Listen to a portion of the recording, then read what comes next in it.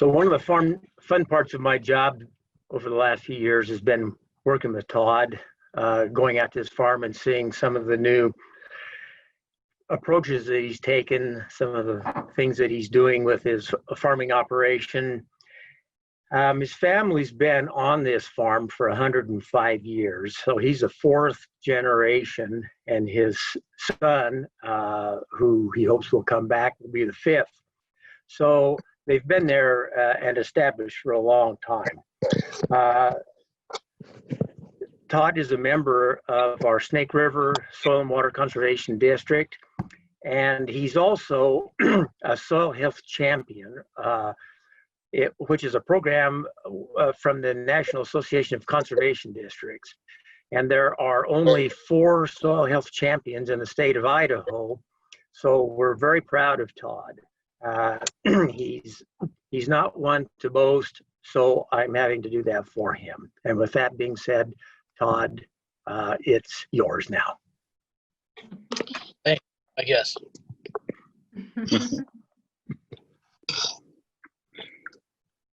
So I guess, Todd, maybe if you want to start out, I know you're out in the field right now. If you wanted to start out just kind of showing us a little update of what the field looks like now, a couple weeks after planting, and then we can get into questions and answers from everyone who's present.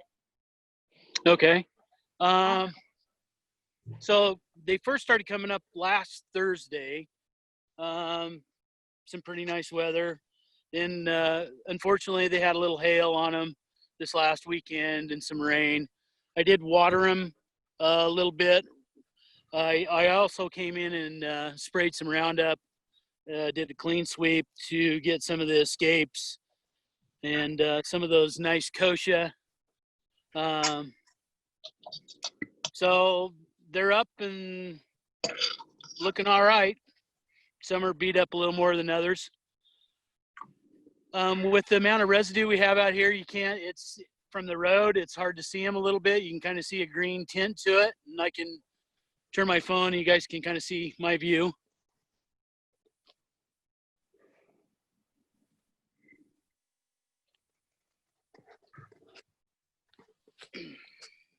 And then I don't know if you guys can see the beans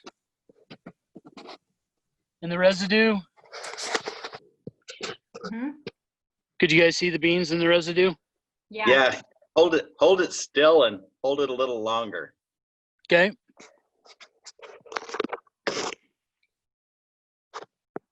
Oh, very nice.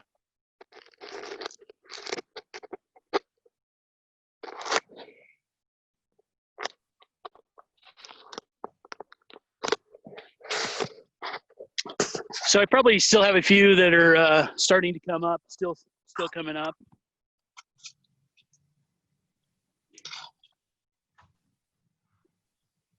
How many pounds per acre, Todd?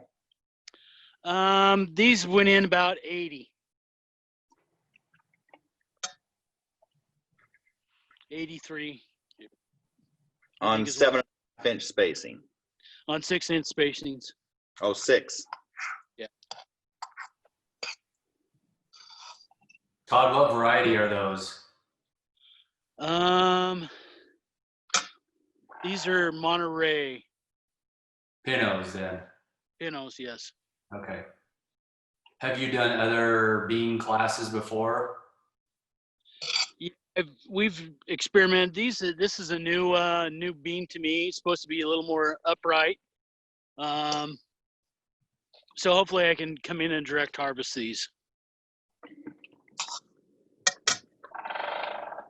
So will you swath them before, or will you stump them with the combine? I'm going to try and stump them with the combine. Okay. So do you, will you have a draper head or something like that? No, probably just use Rich's flex head. Okay. 30-foot flex head. Will you need to dry them? No, I'll probably have to spray them, desiccate them. You have to wait for the about 90% of the pods to be buckskin before you come in and spray them. Then that just finishes off the weeds makes everything a little more uniform. Last year we had that rainstorm. My beans were still standing that I direct harvested. We didn't have to wait very long for those to be dry enough to thrash. It was pretty nice. So Todd, quick question. You mentioned in the video when we were out there that you had sprayed bean chemical before planting. So you didn't end up incorporating that, or how did you do that with the residue there? I watered it in. Okay. Hey, Todd, are you using more chemical now with the kind of the no-till than conventional, or about, I've always heard that you traded a cultivator for a sprayer is what it amounted to. Have you found you have to use more chemicals to keep the weeds out? Yeah, I do use more chemicals. So I have been spraying more. Like with Raptor, is that the additional? Yeah. Or I've done some Raptor and Bassigram. This year we thought maybe by using the Roundup, it's quite a bit cheaper than the Raptor and Bassigram, that maybe I wouldn't have to use Raptor and Bassigram later. So I don't know if that's going to work out or not, but that's what we're trying. In some fields, I know I'm just going to have to go in and spray Raptor and Bassigram.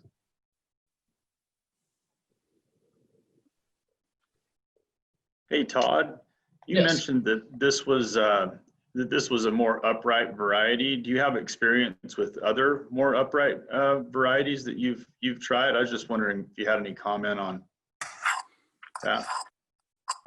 No, not really. It just all goes back to the same thing we've always kind of figured out or thought, that just depends on the year. What happens during the year, if those beans fall over or what. It hasn't really seemed like a big deal to me that we've been swathing a few of them. Doesn't seem like the loss is that much more. But the big benefit is the soil health by not disturbing the soil. The beans that I stumped last year, didn't do anything with. Boy, that stuff didn't blow at all, and no water erosion. So I'm really So- curious about that field that's out by your dad's place, the one that was half tilled and half not. I'm curious if you've seen any differences so far in emergence or any sort of signs of erosion out in that field, because it's a really interesting side by side for those. Just to jog memory, if you are familiar, there's a field out by his dad's place that is tilled with the joker, right? Yeah. On the one half, closer to his dad's home, and then closer to his home is a no-till bean field. And it was really interesting to see that kind of at the beginning before planting, but I'm curious now if you've seen any differences so far. Well, I told somebody this yesterday. Whatever I say this day, the next day is going to be proven wrong. So, I think Monday, I was out looking at it, and I was going, wow, I'm seeing more beans up in the no-till part than I am in the tilled part. So I took my thermometers out there the other day and measured the difference between the two. And the no-till part was a degree to 2 degrees warmer than the tilled part. But yesterday, the beans in the tilled part came up more than the no-till. The no-till was just more uneven. I didn't have to water I did water those right after I finished planting. Gotcha. It'll be interesting to see that through the season, side by Yeah. side. And there is a strip out there that just had one pass with the joker. Gotcha. Hey, Todd, which field have you been doing? Did you do the soil health testing on? That's the field right by my house and my parents' house. Is it the one split or is it a different one? What's that? That's the one that's split. Is it? Oh, okay. That's and that was no-tilled last year. So that's had the cover crop on that field the longest. That was one of the first fields I planted cover crop into. I see. Todd, do you have trouble getting deep enough with your drill or not since you use that Yetter or Coulter cart? Yeah, I some places, you know, the gopher holes, it goes really deep. The softer, but no, and I do have a problem, and that's the issue with my planter is sometimes I can't get them as deep as I'd like. But that's the beauty of sprinkler. And the Coulter cart, if you try and do more with it, you can lift the planter out of the ground. Have you ever tried to plant your beans like in rows rather than drill them? Not in the no-till situation. My box planter just won't do that. So last year, oh, sorry. Go ahead. That's okay, Lance. Cooper wanted to make a comment too, so. Sorry, Lance, just a question. So Todd, you're talking about planting depth. Can you give us some numbers? What depth are you trying to achieve? And related to that, was that ground, I apologize if I've forgotten, was that ground pre-irrigated or did you only turn on the water after you had planted? No, I irrigated it a little bit earlier, just to keep the livestock out there happy, the good bugs and stuff. I had some residue out there and they needed to get to work on it. So I irrigated a little early after they terminated the cover crop to try and get a little bit of moisture, and then I pre-irrigated too a week before planting. And I put in 3/4 of an inch when they after they sprayed the chemical on.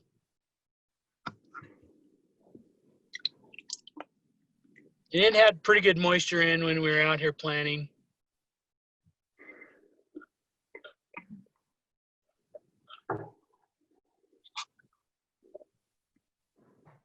But it's the chaffer rows is a problem. And you just have hard spots and soft spots.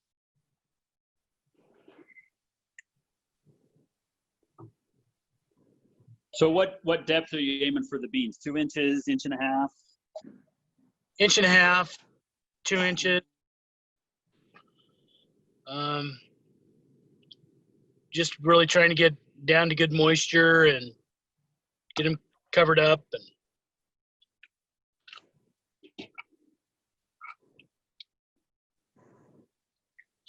every once in a while, you'll find a seed on top. Not too often.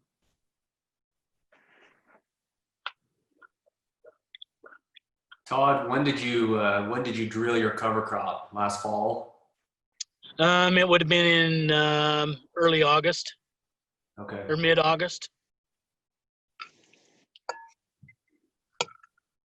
And it was after barley, is that right? Yes.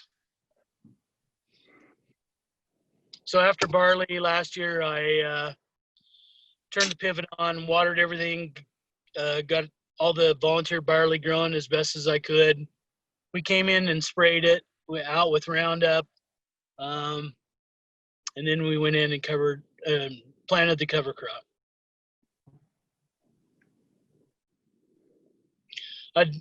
I'm trying to knock out that step of coming in and spraying out the barley and maybe just planning right into it. We're gonna see this year.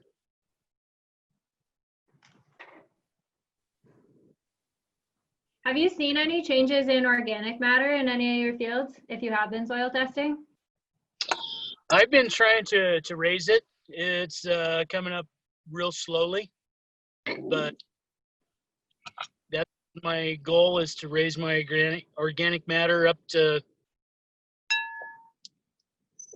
2.5, 3, if possible. You know, I was thinking about the split field we were talking about, and I was wondering if that wasn't the field that in the soil health assessment results had really good mycorrhizal fungal numbers. Does that ring a bell with you, Todd? Yeah, that's the one. Okay, great. It'll be interesting to see how that performs, and if there's some noticeable difference either in yield or management there. Yeah, the only downside to that field right there, right off the road, is where we drive in and out of there a bunch. So that one corner is really pretty compacted.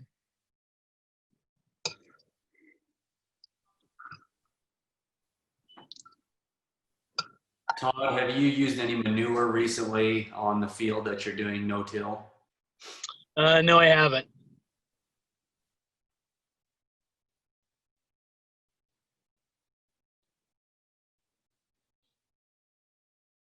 You had mentioned terminating that cover crop, and seems like out in the field you had mentioned something about a crimper that you had tried. Is that right? Yeah, we tried the one that the Nature Conservancy brought out, and just to see what it looked like, and if it'd do anything that smaller stage. It really didn't much. You weren't too wild about that design, I think. No, it wasn't. But it seemed to do the job up in Burley.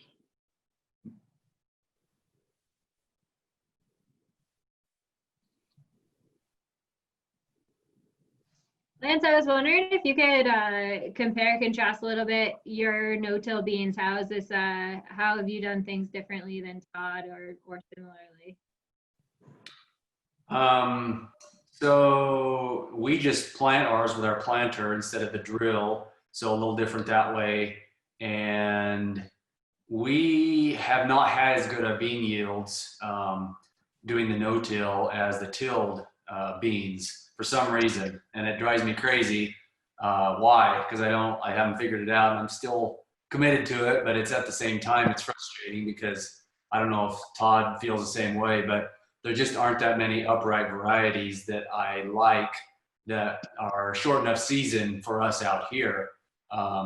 So last year we grew some black beans, some black eclipse beans, no-till, and they were decent. They were okay. They weren't great, but the piece of ground they were on wasn't great either. So I think that was part of it. But the beans stood up really well. I mean, they stood up better than any bean that we've ever grown to try to stand up. We've tried different pinos, different varieties. People will say, oh, these stand up great. And it seems like we plant them and they fall down. So that's been frustrating. But the black beans last year stood really super well. And even if you had some unevenness in your field, you weren't cutting off pods as you were going through there. We use a draper head. It's not a flex head, so it won't shave the ground quite as close. Ours is just a rigid draper head. But we did a really good job of swathing because we weren't, the beans held their pods off the ground really well. So we're doing a black bean this year like we did last year. And this year was the field we'll go look at tomorrow was the biggest cover crop that we had planted into in beans. And so it's another experiment this year to see how it works. So there may be enough residue out there that we can just stump them like Todd did last year.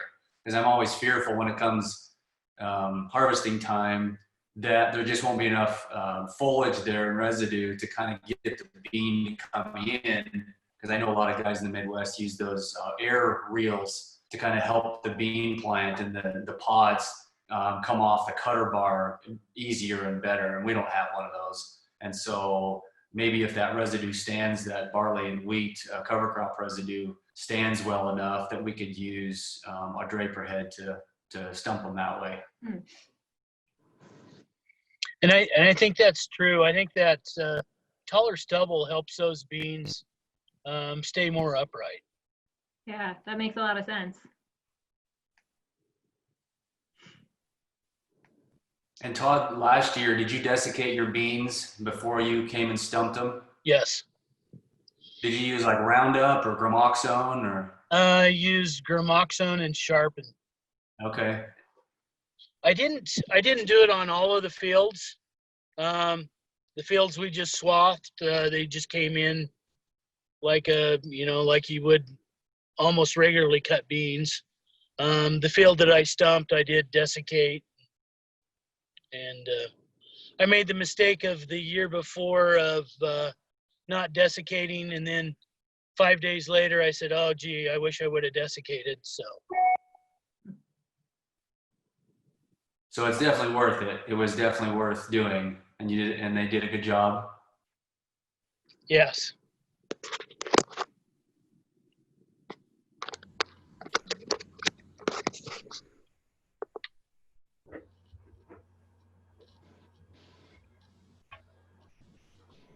I still have a little bit of work to do on my combine, kind of maybe fine tune the angle of the header a little bit. So I think we can do a little better job than we did last year. But I've done it, this will be my third year of stumping some beans, and I haven't given up on it yet. I'm still a little hesitant, but it seems to work pretty well. I think we can get it figured out. How tall is the stump that you cut at? Oh, some of them were kind of laying a little bit, and the other one, it varies from maybe 1.5 feet to a foot.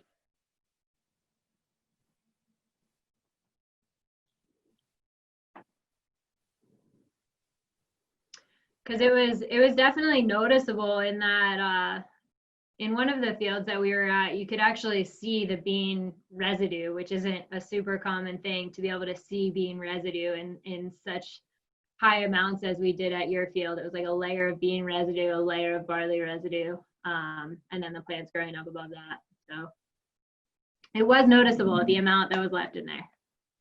Yeah, yeah. I planted that field into barley this spring, and with no-tilled it. It's a no-till field, so the barley looks pretty decent. The other morning, you could tell the distinct line where we had worked the field the following spring, and where we had just no-tilled the barley in. But then, what did you notice about that line? One was just looked like it was a day behind, and then the next day you couldn't tell any difference. You couldn't see the line.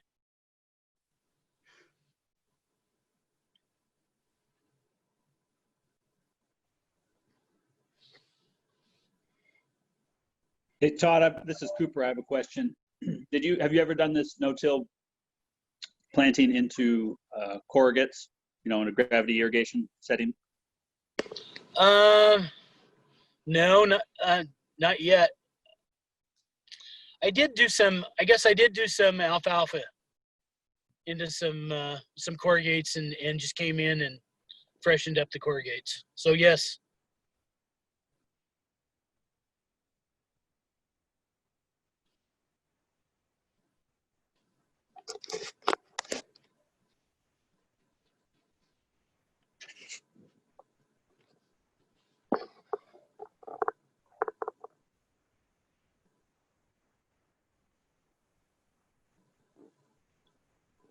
So Todd, it's Cindy. One of the questions everybody always asks about cover crops or, no-tilling into corrugates is, does it work? So when you did the alfalfa, how did it, you know, I mean, for what little bit you've had, how did it work? It worked fine. It wasn't too big of a deal. Had to go out and scrape a few piles of trash out of a few, you know, kind of the first irrigation. But other than that, it's been fine.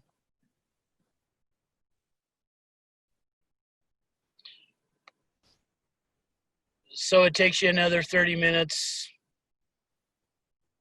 2 times or something. It's, you know, it's just not that big a deal.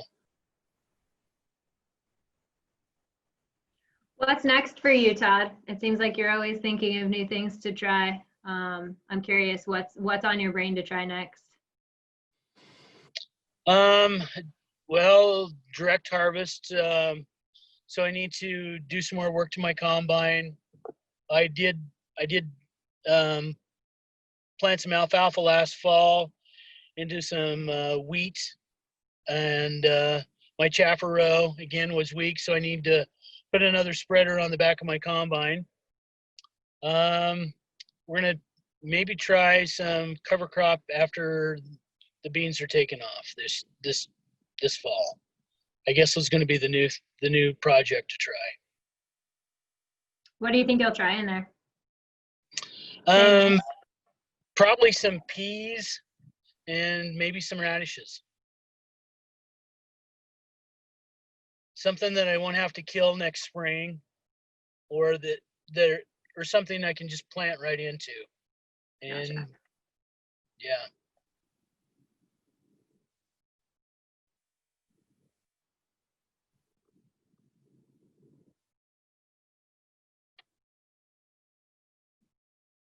Are there any other questions from the crowd?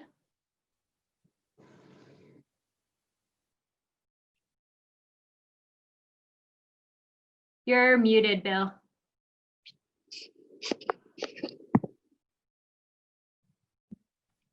Bill. Mute. There There you I go. go. Tell us about what you got coming up, you know, in some of the future virtual field tours. What do you have coming up?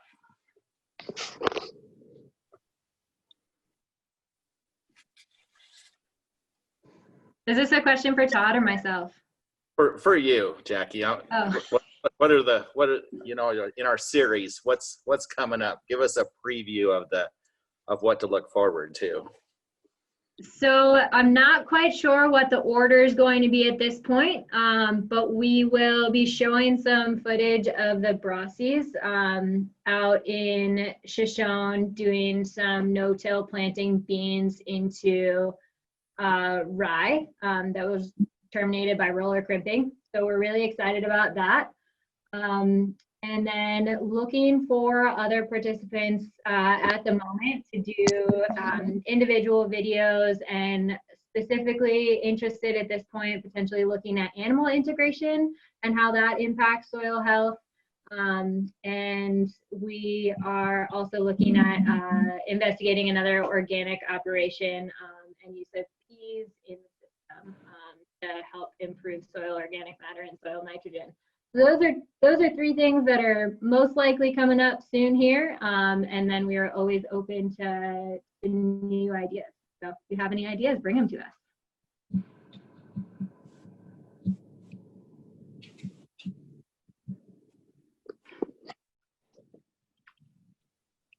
Todd, before we close out here, is there anything else you'd like to share with us? I don't think so. Okay.